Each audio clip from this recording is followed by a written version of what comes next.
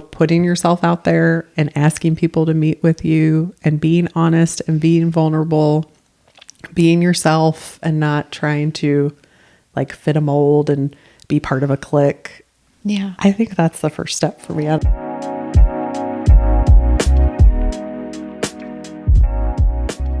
Welcome back to the Cypress Room. We're so glad you're here. I'm Maggie. And I'm Christina. And here on the Cypress Room, we dive deep into influencing with integrity. And I am super excited about today's episode because we're going to be talking about community. Yes. Today, we're going to talk about building community, not only in your personal life, but building community online. Yeah. And that's, what we're doing here. One of our huge goals of the Cypress Room is to create community and know you guys and talk about like the things that go on in business, but also talk about the things that go on in life. And I wanted to start today off. We got the sweetest comment from a viewer. We have a viewer. We have a viewer. Thank you. Yay, to Sherry for watching our entire, first podcast. This came from the very first podcast. And this comment just like stuck out to me when we were talking about, we want to talk about community today. Yes. Because I think we're still figuring out what this community is. Yes. Yeah. We want to talk about business. We want to talk about content creation because that's what we do together, but we're also friends and we also have community outside of working together. We have community with our families. Yes. We have another friend that we are very close with, and we're going to talk about all of that. But I wanted to start with Sherry's comment because Sherry is not a content creator. I love that. And she wrote, I enjoyed this episode and I'm looking forward to hearing more. I'm not a content creator and don't aspire to be, but she feels part of this community and she really loved the episode so much that she wanted to comment. So Sherry, if you're watching this episode, we're so grateful to you and we're so grateful to your comment. And it's going to inspire a lot of this episode today because we want to talk about beyond business, like how community and friendship can really enrich your life and just bring it to all different levels. Yeah. I love this. This is so fun. And I love also that she isn't a content creator because I think even though that is what we do, I want this community to even go beyond that. So for sure, that's exciting that it's already happening. Yeah, it is exciting. So I think the way that we got started and the reason that we're here today is because we started off friends. Yes. So it was actually my husband's suggestion. He was like, you guys really need to tell the origin story of how you guys became friends. We shared our origin story in the first episode of how we went from marketplace to motherhood to business owners now. Yeah. But we kind of just like skipped over how, and I just feel like I've known you forever now, like my whole life. Like I can't even picture a time when I didn't know you. Yeah. So I think we were going to share our origin story. Yeah. And they might be different. I was going to say, I'm excited to see if you remember it the same way that I remember it. I kind of want you to go first. Are you okay with that? Yeah. But I think it's important to mention too, like after we graduated from college, both of us moved away out of state from where our families and where we grew up.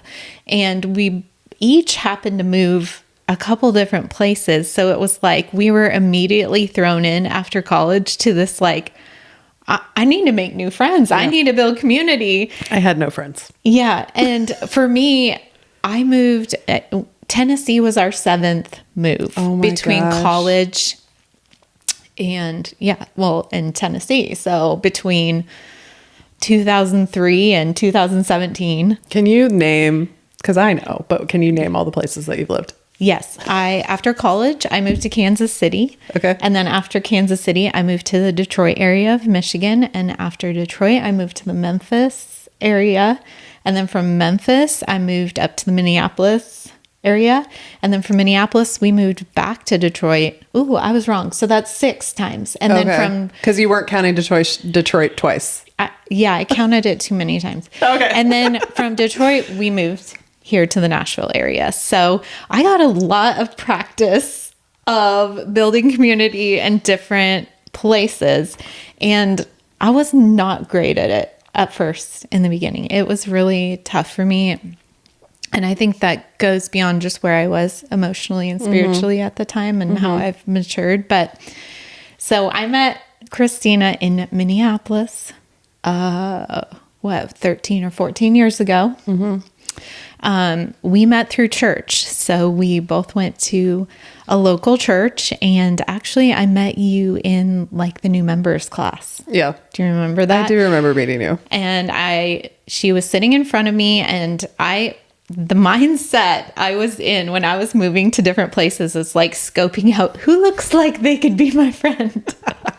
It sounds silly, but it is. We've said this in other episodes, but making new friends is like dating. Like you kind of look for people that are in the same places as you, who look maybe around your age and friendly. And the nice thing about Minneapolis area was that there were a lot of transplants.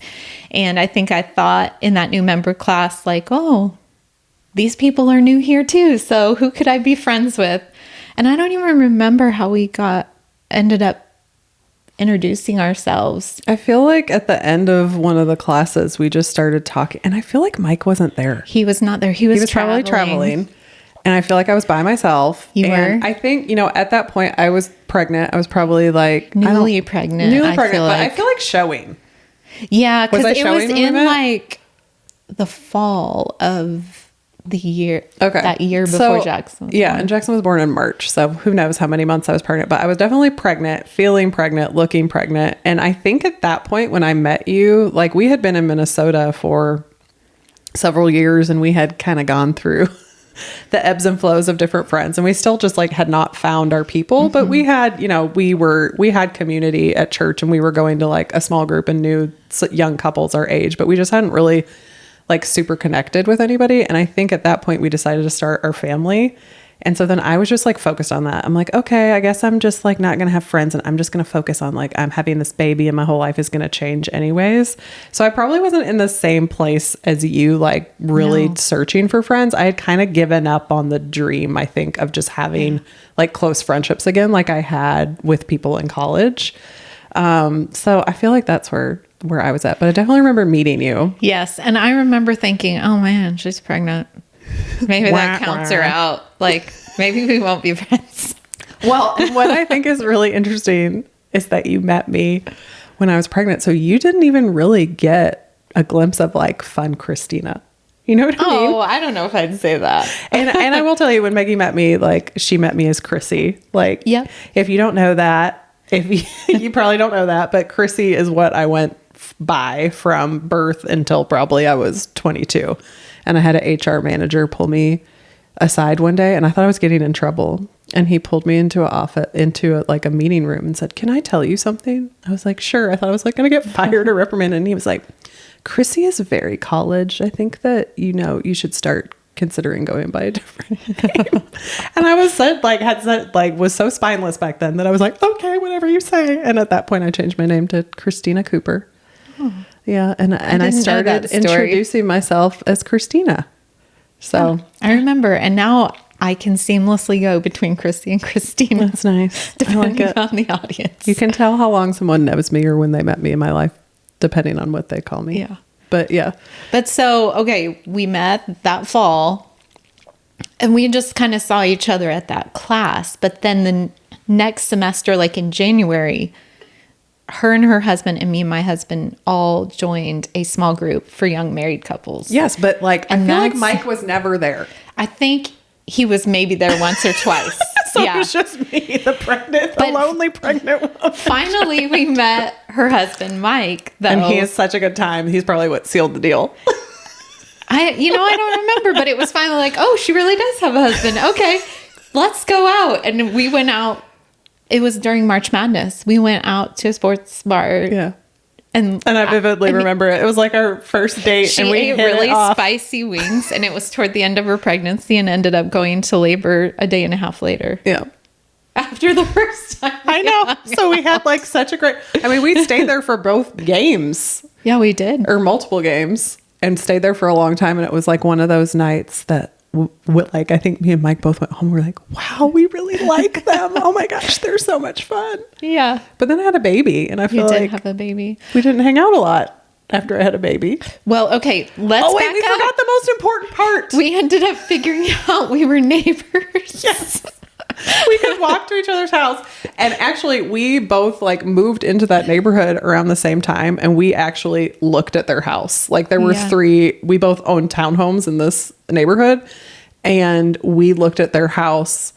But we ended up buying a different one. And we were like, we know exactly what house. We looked at that one. That's a great house. So we essentially lived with houses backing up to each other for 2 years before we met each other. Actually met in person, which is really funny. And when we like later in life, when we became really close, we were like, man, God, we could have had like a whole nother year together. Why did you like wait that long to introduce us? How come we never ran into each other? We could have been having so much fun, but timing is everything. And for some reason, that was our timing. Yeah. And then I still think after you had a baby, we would just walk over and I'd hang out at your house. Yeah. That way. And I think you guys came over. We played Rock Band a lot. That was back in the Rock Band days. That was fun. Yeah, because we were one of the first people in our friend group to have a baby, and we would just take him everywhere. Like if somebody was having a party, we would bring the pack and play, and we would put him to bed in just someone else's house. And he was the most angelic, perfect baby. I mean, honestly, before you had Jackson, I was like, I don't know if I could ever do kids. And then she had her first, and I was like, man, that doesn't look so bad. I know, but it was like all the sham, right? Because I didn't realize how easy he was. Yeah. And then all my friends started having babies. I'm like, what do you mean it's easy? They're like, no, this is really hard. And then I had my second baby, and then I understood. Yeah. Because my first one, he was just like a little angel, and he's still kind of an angel today. He's a good kid. He is. Yeah. But so then how long were we in Minnesota together? What, like 2.5 years? 2.5 years before her husband got transferred to Indiana. And then I stayed in Minnesota for another year until my husband got transferred. So we each moved twice before we came back here to Tennessee together. So our friendship was really solidified over Voxer, over occasional trips. We'd come visit you, you'd come visit us. But really, I feel like the communication over Voxer, and we would also read books occasionally together. I don't know. I don't even know how we did it looking back, because we were in the weeds of young kids and babies. But we managed somehow to make space for it still, which I think is important. Yeah. And I think when you do those like trips with people, because we did long trips with each other. Yeah, our families did vacation together. And I think that is a piece of it too, is that our husbands are friends, and our husbands get along, and the four of us get along together. So like we can do our friendship, and we can do like couples, and we can do family community.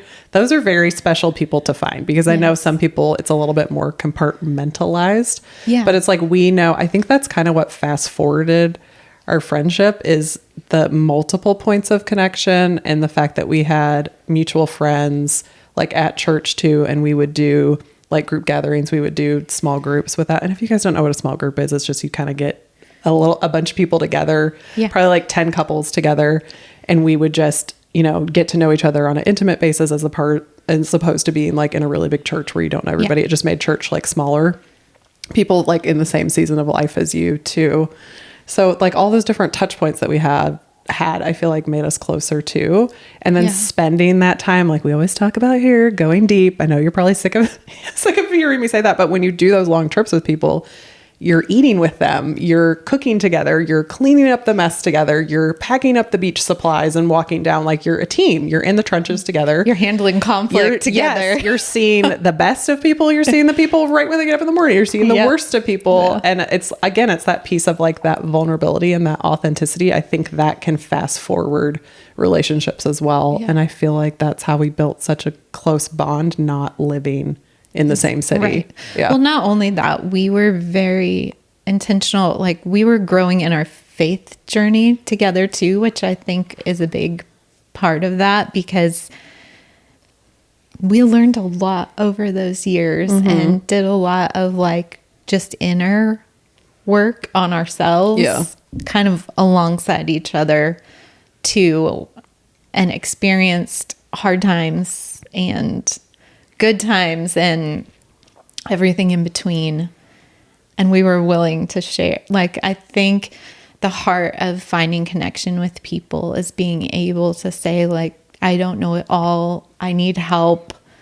Like, where am I going wrong here? Like, having kind of that touch point of a person who can be willing to speak into your life, and you have to be willing to be spoken into. Yes, that is like exactly what was going through my mind now, because I think the thing that has made our friendship deep is that we do challenge each other. We do like a lot of the same things. Mm-hmm. In fact, we bonded over our love for the New Kids on the Block, and we ended Fiona up Apple. And Fiona Apple. And we went to a New Kids on the Block concert when they first started touring again.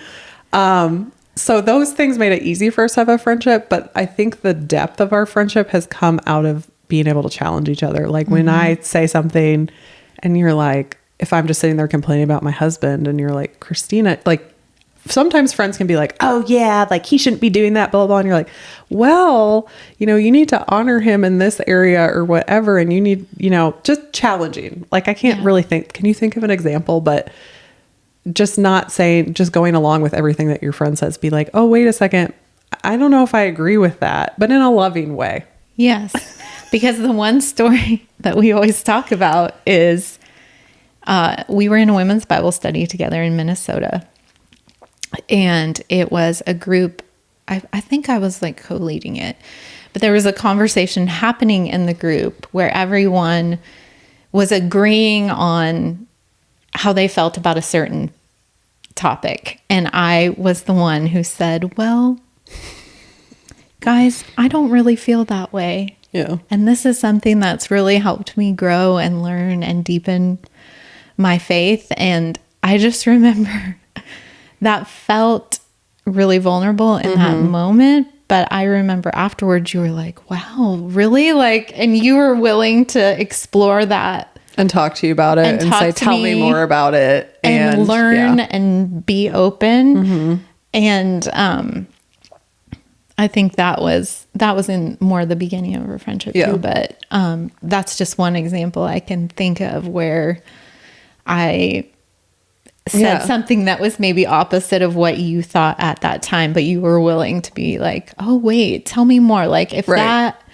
has helped you, like maybe it could help me too. So, and I mean, I can see different areas where I've used that in our friendship too, because when we lived apart, we would send each other podcasts and different things. And I remember you like sending me a few podcasts and I'm like, I don't know. I feel like this is out there. But because we had built that trust with each other, and because I had seen breakthrough in that area, when I said, tell me more about this, when you sent me something else, I trusted you. Like I trusted like the way you hear God. I trusted your moral compass. Because we had walked together, I trust you so much that when you bring something to me, I'm like, and if immediately I'm like, no, I'm like, wait, Maggie wouldn't, like, I trust Maggie and I trust her character. So maybe I should listen to this, or maybe I should give it a try. But then again, when I like have an issue and I'm like, I don't know, this feels really weird. You're comfortable with me saying that to you. You don't feel like offended.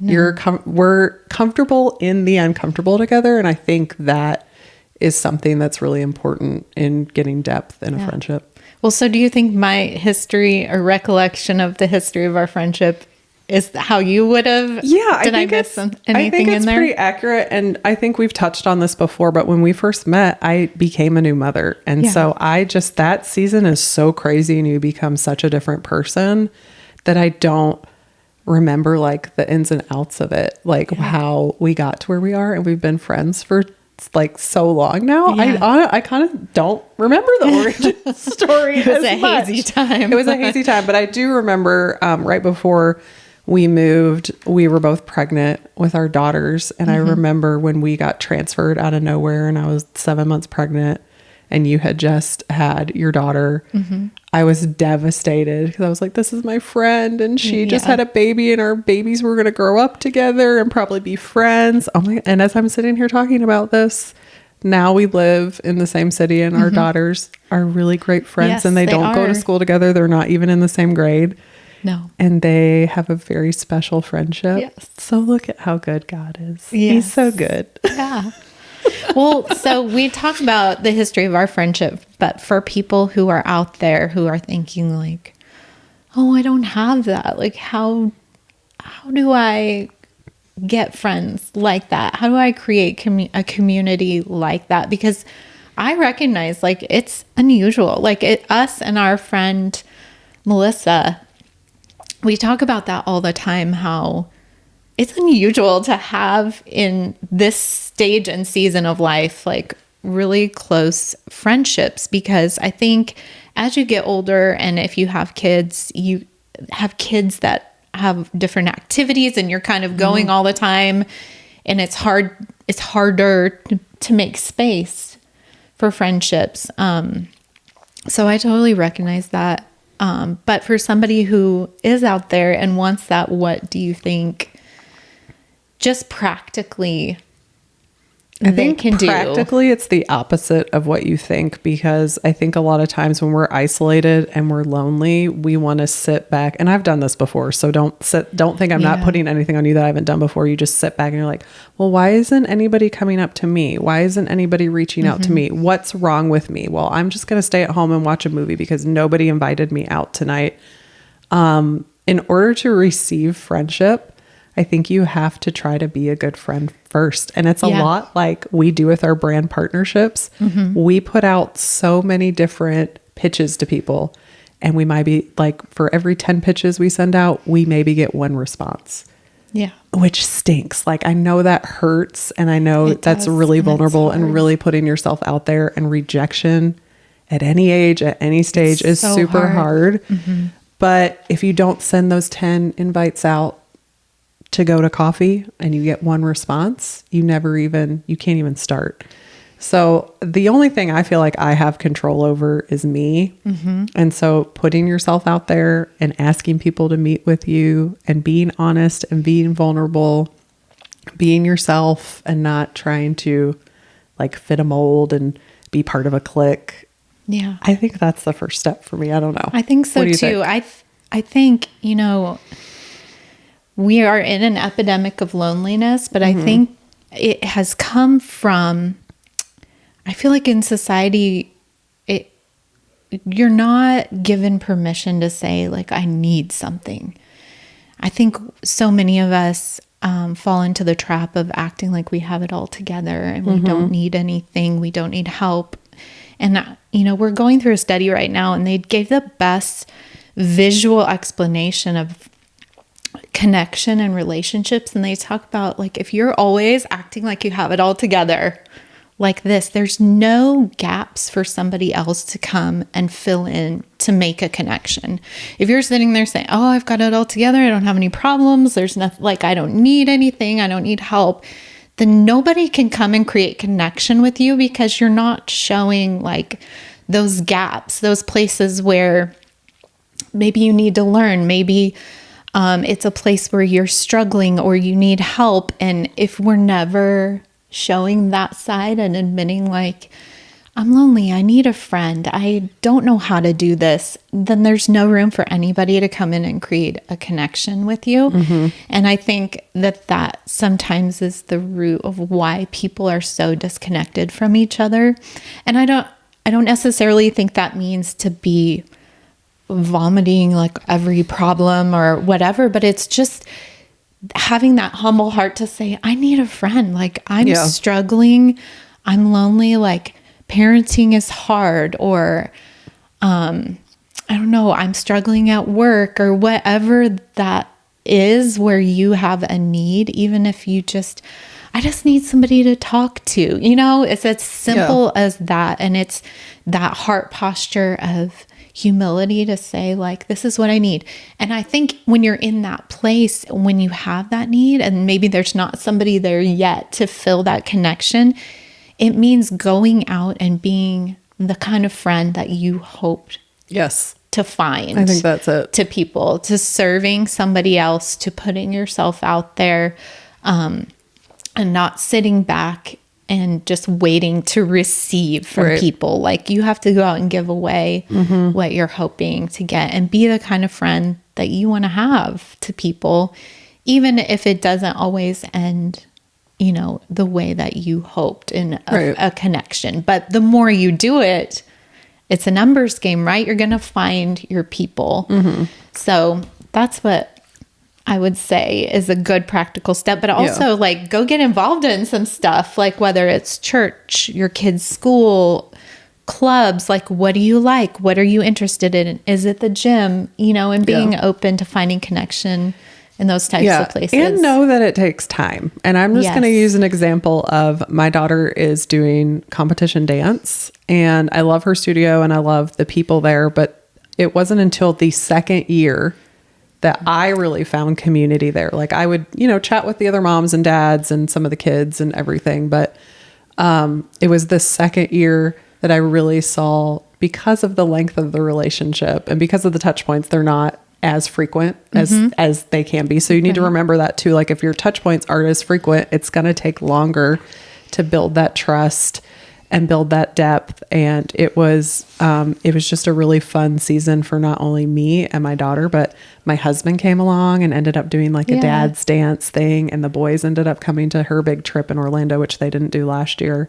So it feels like community, and I'm excited to go to the studio and I'm excited to go to the dance competitions. And she's always excited because she loves dancing, but having her parents there and being in community with her friends at dance and their families, it's just been really sweet. Yeah. And I hope that continue growing and going deeper. And it feels very special because I have seen other examples where there's a lot of inner fighting. Like in any competition team. I know that your daughter does volleyball, and it's like, it's competitive. And so I've heard just from a lot of stories from other studios around the area that there's a lot of, parents bickering. So that's another thing too about being a friend, is like when there's conflict, when people don't bond about talking about somebody else, you guys, it is a weak bond over dysfunction. Yeah. Don't bond over dysfunction. Don't bond over putting down your husband. Don't bond putting down anybody. Like it feels really good in the moment. And I'm guilty of this stuff too, guys. I'm not coming to you with anything that I haven't done, but it is a weak connection point, and it's not going to be a strong friendship.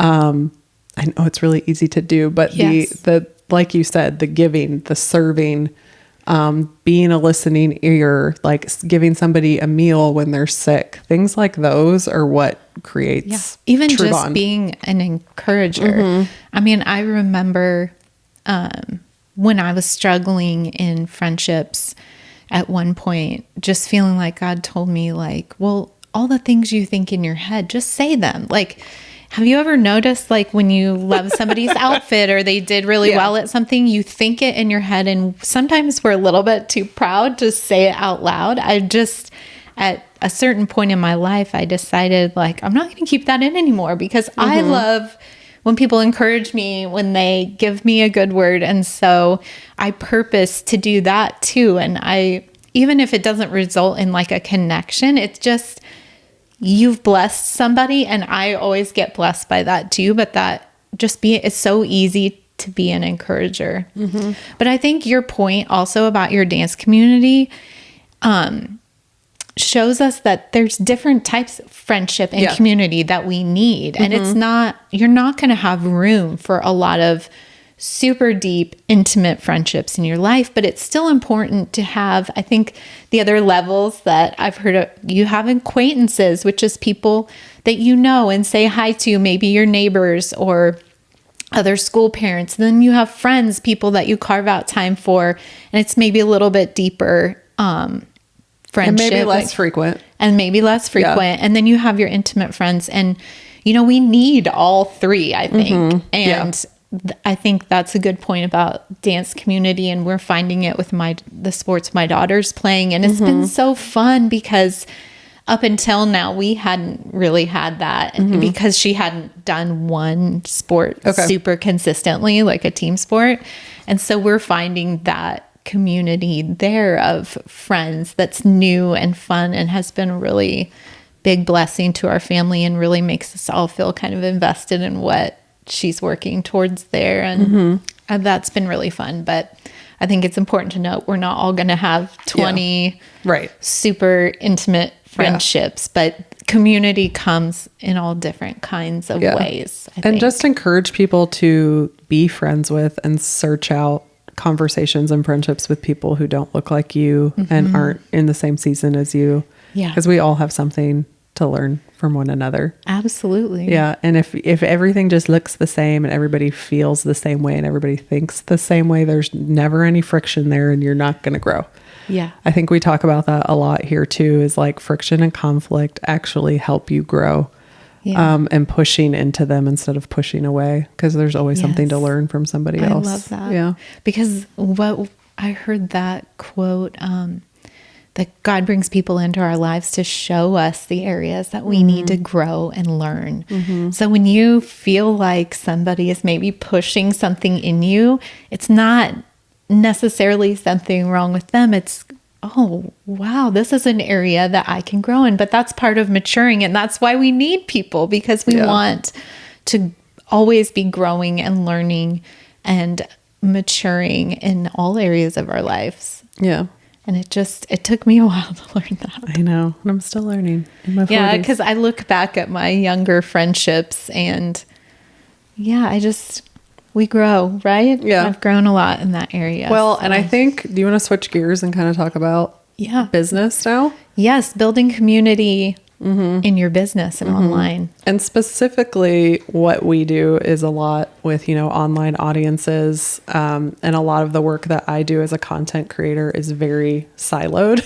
Yes. And we've talked about when Maggie came on and started helping me, it just gave me a little boost of life because I was so used to doing everything. And you can get in your own head. This is part of it too. This is why we're not called to be isolated, because if you don't have any outside people like speaking life into you or being like, oh, well, maybe that's not the best idea, or just honestly, just like even encouraging you. Yeah. Like I knew I could text you in the beginning and be like, oh my gosh, this just didn't work. And I don't have enough time to finish this. And you just be like, it's going to be okay. Just a little, it's going to be okay. And having an encourager and having somebody in your corner, I think is necessary to be successful in the social media world. What do you think about that? I think you're absolutely right. And I think though too, part of being involved in the social media world is about creating a community, like just with your platform too. And I think that's really how they say you get those 1,000 engaged followers who feel a connection with you, who, want to be a part of what you're doing, and you're going to be successful. But it's like, how do you get to that point to build that community? Yeah. And, I was trying to think about that last night, and I don't necessarily think it's always about being like the super vulnerable, like put everything out there on your platform type of person. It's sharing your story. Like, why do you do what you do? How did you get here? Teaching people, if you're a resource, if they're coming to learn something from you. Those are just two ways that I thought of that you can kind of start to build a community of online friends. Yeah. And, the interesting thing that we're talking about this, YouTube has recently just announced their YouTube partner program. They've kind of pulled back some of their thresholds and they're giving people early access to that. So how that works is currently you have to have 1,000 subscribers. You have to have 4,000 watch hours in a year, or 10. I have it written down somewhere. No, I don't. It's in my head. You have to have 10 million shorts views in 90 days to get into their partner program.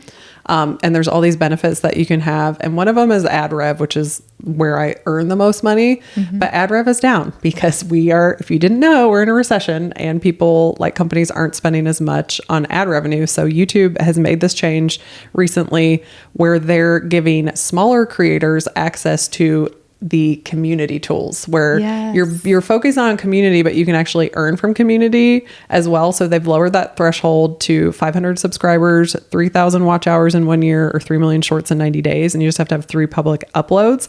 And if you do that, you're going to get access to their super thanks, super chat, and super stickers, which is just on your videos. Or if you go live in YouTube, they're basically tipping you. They can choose an amount and it goes to you and it highlights their name so you see who they are. So it's them kind of trying to get your attention. But also when I first started out, I would tell people hey, if you use super stickers or super chat, I will respond to your comment. And also it helps me keep bringing you these free videos. It helps me keep funding my projects. It helps me keep coming to you. If you enjoy this channel, like all this support from you is making my channel run, and it gives those people a buy-in. They like feel like they're part of it. They feel like they're part of the brand. They feel like when they see your videos going up and your success going up, they're like, hey, like I was a part of that. I was helping her. And it's just them like honoring you for, if you helped me fix something that I was trying to learn, I'm like, I want to tip you. Like I had people Venmo me before just because I DM'd them on Instagram. I just like helped them with a question because I had time, and they were like, thank you so much. And they found me on Venmo and they sent me like $20. Wow. So I think it's cringy. People feel cringy sometimes to ask for that, but there's some people that if they got something from you, they just want to honor you and give you a tip. So this gives them an area to do that in. And you also, if you hit that threshold, you'll have access to channel memberships, and memberships is a great way too for people to just have a buy-in. Like personally, I am a member of a YouTube channel called The Basement, which I love. And he is a new podcaster. He totally switched careers and now is just full-time podcasting. And it's just kind of starting out. So he has like memberships, and he has access to, you know, behind the scenes videos and stuff like that, exclusive content. But I honestly am just doing it because I believe in his podcast. I believe in his voice, and I think he's really important. And so we give on a monthly basis as members. So if someone is just like behind your vision and love what you're doing, they want to support and come alongside you. And then you also have access to create merch and sell merch.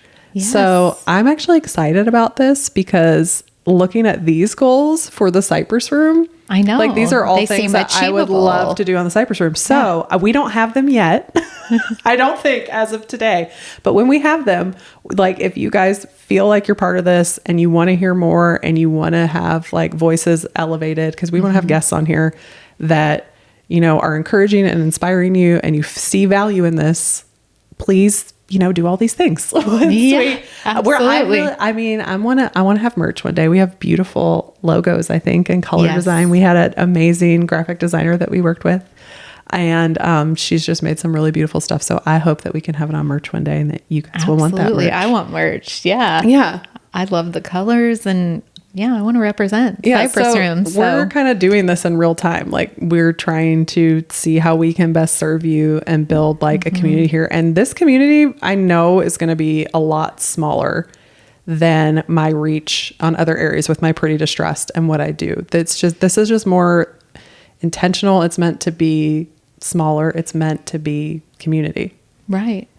Well, and part of that community is two ways. So, you know, we want to answer questions, to know what you think, to see you in the comments. Like, as you can see, we had a comment that basically from one of our viewers that basically inspired this whole podcast. So you guys are shaping this content. Like you're a part of it. We want our community to show up. Content. We have to hear from you. We have to know you're there. Don't just watch and not ever say anything. We want to know who you are. Yes. Subscribe, leave comments, send us an email.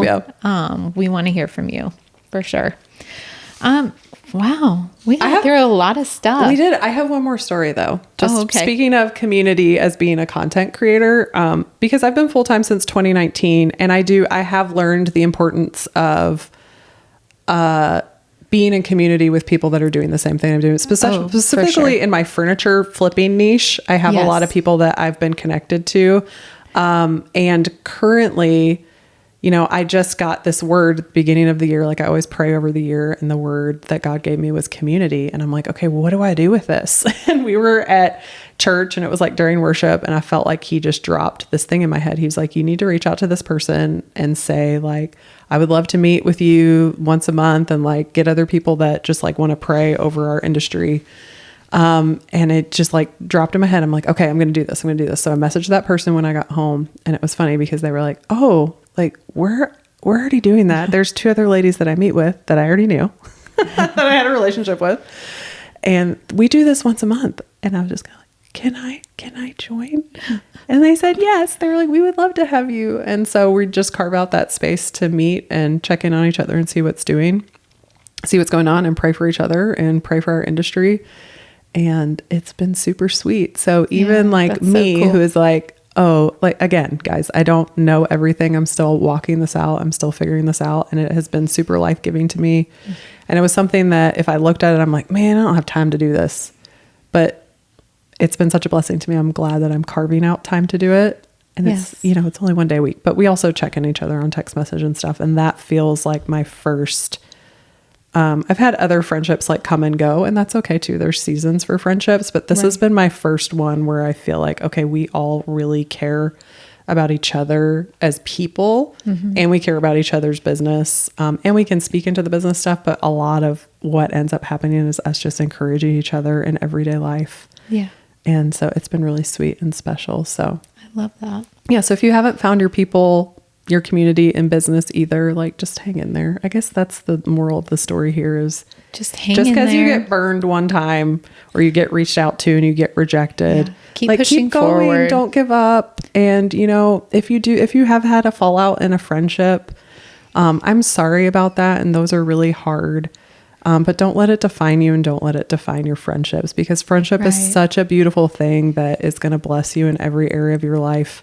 And we're a prime example of how it's blessed our business and our finances and our entrepreneur spirit. So, and I just want to say you're it's one of those superpowers, Maggie. Yeah, it's true. I think every person out there too is worth knowing and has, you have unique value and worth that is going to bless somebody else. Yeah. And so don't keep it to yourself. Like, put yourself out there, create the space for it. We're all so guilty of just falling into busyness. And I think creating community requires intentionality, even if it's something small, like you said, once a month with your community of furniture flippers. And that's great that you're just intentional. It's not a ton. It's not every single week, but you just say, no, I'm going to commit the time. And I think you'll reap so much from making the time for friendships and for community and being just intentional about seeking that out and putting yourself out there. And speaking of putting yourself out there, if you are not subscribed on YouTube, go over, subscribe on YouTube. So you're going to continue to be part of this conversation. And I'm going to challenge you that if you have not commented on a video yet, maybe this is your first one, maybe you've watched all of our videos that we've put out and you haven't said hi yet, we are serious. We want to know you. We want to know your name. We want to be able to pray for you. Yes. We want to be able to just know what you're looking for in your story. So just say hi. If it's just like, hi, my name is so-and-so. I'm happy to be here. We'd love to see you in the comments and we will respond to you. We're going to respond to every single comment on this video if you show up and say hi. So I'm looking forward to meeting you. And I guess thanks for being here. Yeah, thanks for being here. If you're listening on Spotify or Apple, try out YouTube. If you want to see our faces, that's always fun. Watch once. But if you are an audio listener, go ahead and leave us a review on Apple Podcasts or Spotify, because we love to see that too. Yeah, and we would appreciate the feedback as always. So we will see you guys next time in the Cypress Room. Yeah, see you next time.